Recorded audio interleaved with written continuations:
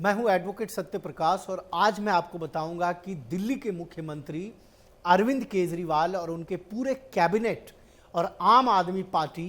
के ऊपर जो आरोप लगे हैं कि साउथ की लॉबी से उन्होंने करीब करीब 100 करोड़ रुपए लिए और उस 100 करोड़ में से 45 करोड़ रुपए गोवा विधानसभा चुनाव में खर्च किए गए। इस पूरे मामले में तब ये चीजें सामने आई जब दिल्ली के मुख्य सचिव नरेश कुमार ने दिल्ली के लेफ्टिनेंट गवर्नर विनय कुमार सक्सेना को एक चिट्ठी लिखी और उन्होंने इस बात का जिक्र किया कि जो दिल्ली की शराब पॉलिसी अर्थात जो एक्साइज पॉलिसी 2021-22 थी उसमें छेड़छाड़ की गई और वो जो शराब की नीति थी वो साउथ की लॉबी को मुनाफा पहुंचाने के लिए बनाई गई थी और उसमें 12% से 6% तक की लाभ वैसे लोगों को दिया गया जो लोग इस चीज के लिए काबिल नहीं थे। और वही नहीं, इससे सरकार को भी हानि हुई और आम आदमी पार्टी को मुनाफा हुआ और इस पूरे मामले में अरविंद केजरीवाल जो है मुख्य सरगना और साजिशकर्ता थे। इसी आरोप में ईडी ने अरविंद केजरीवाल को गिरफ्तार किया था और अरविंद केजरीवाल की गिरफ्तारी तब सुनिश्चित हो गई थी जब साउथ के एक बड़े नेता की बेटी के कविता को ईडी ने गिरफ्तार किया। उसके तुरंत बाद 21 मार्च को ईडी ने अरविंद केजरीवाल को गिरफ्तार किया। फिलहाल इस मामले में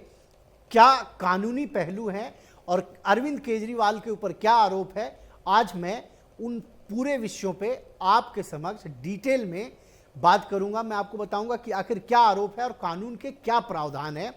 और कैसे अरविंद केजरीवाल के लिए एक राजनीतिक संकट के साथ साथ एक कानूनी संकट भी अब उत्पन्न हो गया है। यह आरोप लगाया है कि दिल्ली के चीफ मिनिस्टर अरविंद केजरीवाल ने जो शराब नीति बनाई थी उस शराब नीति पर नरेश कुमार जो दिल्ली के सेक्रेटरी थे, चीफ सेक्रेटरी, उन्होंने दिल्ली के गवर्नर विनय कुमार सक्सेना को दिल्ली एक्साइज पॉलिसी पर एक रिपोर्ट दी और उस रिपोर्ट में यह कहा कि 2021-22 जो शराब नीति थी उस शराब नीति में कई खामियां थी और पूरी प्लानिंग के तहत उस पूरी प्लानिंग में अरविंद केजरीवाल एक मेन जो साजिशकर्ता और किंगपिन थे वो चीफ मिनिस्टर केजरीवाल थे और उनके ही इशारे पे साउथ की लॉबी ने दिल्ली के अन्य मिनिस्टर और शराब माफियाओं से संपर्क किया और उनसे करीब करीब 100 करोड़ रुपए की रिश्वत ली। उस पूरी रिपोर्ट के बाद दिल्ली के लेफ्टिनेंट गवर्नर ने इस पूरे मामले को ईडी को रेफर किया और उसके बाद ईडी ने एक एफआईआर रजिस्टर्ड की। मनीष सिसोदिया की गिरफ्तारी हुई तो ये कयास लगाए जा रहे थे कि शायद दिल्ली के मुख्यमंत्री अरविंद केजरीवाल की गिरफ्तारी नहीं होगी, लेकिन जैसे जैसे जांच आगे बढ़ती गई इस पूरे मामले में एक के बाद एक नई कहानी सामने आने लगी और कई बड़े नाम इस मामले में आए और इस पूरे मामले में मुख्य सचिव ने यह आरोप लगाया था कि 12% से लेकर 6% तक की जो लाभ है वो उन शराब कंपनियों को पहुंचाया गया और जो निजी कंपनी है उनको ये ठेके दिए गए। जो पूर्व में कंपनी और जो सरकारी शराब की दुकान थी उनसे ये चीज छीन के निजी कंपनियों को दिया गया। इस पूरे मामले में केजरीवाल की संलिप्तता की प्रूफ के तौर पे जो इस मामले में पहले एक्यूज थे उनको अप्रूवर बनाया गया और उनके बयान के आधार पर ही अरविंद केजरीवाल को अभियुक्त बनाया गया। और जब के कविता को ईडी ने गिरफ्तार किया तो इस बात से स्पष्ट हो गया था कि अब अगली गिरफ्तारी अरविंद केजरीवाल की ही होगी। मैं आपको बता दूं इस मामले में साउथ के जो बड़े शराब लॉबिस्ट थे जिसमें कि ओंगोला के एमपी किशन रेड्डी परिवार के सदस्य पी सारथ चंद्रशेखर रेड्डी और मामले में ये सारे लोग जब ईडी के अप्रूवर बने तो उन्होंने ये बयान दिया कि जो उनसे पैसे लिए गए वो पैसे का प्रयोग गोवा के चुनाव में, गोवा विधानसभा चुनाव में आम आदमी पार्टी ने चुनाव को मैनिपुलेट करने के लिए खर्च किए। वहीं कोर्ट में जो सरकार के वकील हैं, जो एसजी हैं, उन्होंने ये तर्क दिया कि आम आदमी पार्टी ने सीधे तौर पर 45 करोड़ रुपए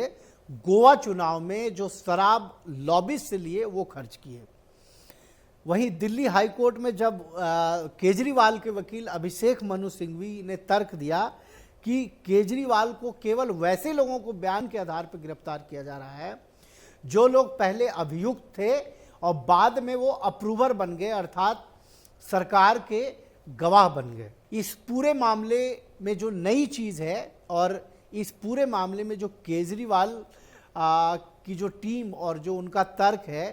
कि जो अप्रूवर बने हैं वो पहले अभियुक्त थे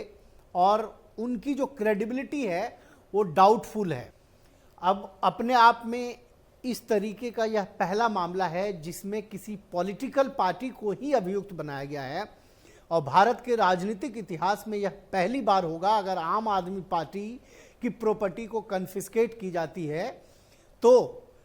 पीपल रिप्रेजेंटेशन एक्ट 1951 में जो ये बात कही गई है कि जो पॉलिटिकल पार्टी है वो association of groups, associations of individuals है। वहीं कंपनीज एक्ट में जो डेफिनेशन दी गई है उस डेफिनेशन के तहत पॉलिटिकल पार्टी नहीं आती, जबकि ईडी के अधिकार लिमिटेड हैं। लेकिन ईडी ने पहली बार किसी राजनीतिक पार्टी को इस मामले में अभियुक्त बनाया है। अब इस मामले में कानून क्या कहता है, अगर सीआरपीसी के सेक्शन 306 को आप देखें